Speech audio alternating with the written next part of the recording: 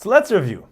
In the previous daf, we learned that one of the things which the Rabbanan criticized the Anshe Richa was giving payah from vegetables. Even though there is nothing wrong with giving a little extra to poor people, even when there is no chiyuv payah, Rashi in the Mishnah explains the Rabbanan were concerned that Anim would not separate Trumas and Meisters from these vegetables, assuming that it is payah, which is exempt from Trumas and Meisters. However, since in reality these vegetables are not payah, they are mechuyev b'Trumas and Meisters, and Anim would be eating tavel. To illustrate the problem with giving payah from vegetables, the Brisa says that when Ben Boyin gave payah from vegetables, his father would meet the Aniyim as they were leaving, ask them to give up the payah in return for kaflayim b'musar, twice the amount in taif produce, to save them from violating the isser of eating tavel.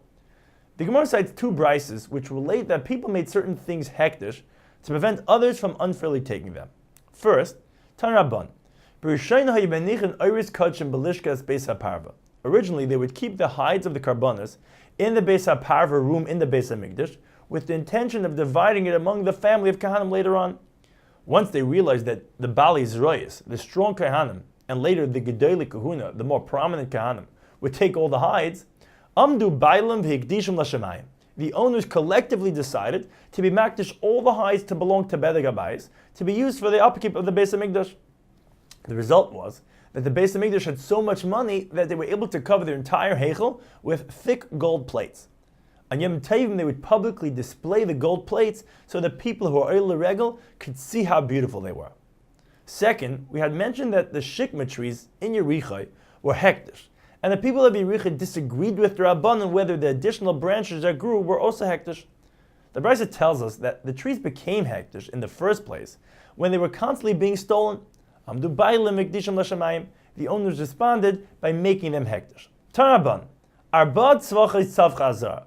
The Azar cried out 4 cries. First, for the sons of Eli to leave, because they had been metami the heichel.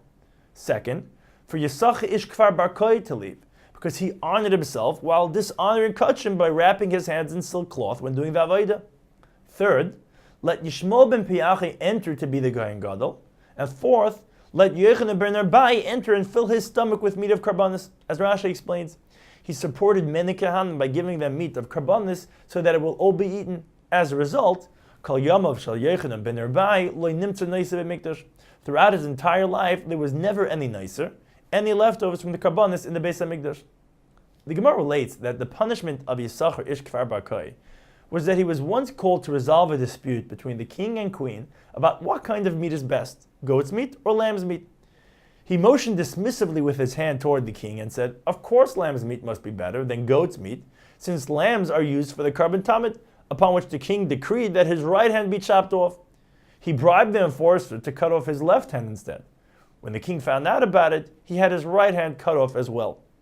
The Gemara later points out that he actually showed ignorance in both Mishnayos and Pesukim, since both the Mishnah increases and a pasuk about Karban Shlamim indicate that a lamb and goat are of equal quality.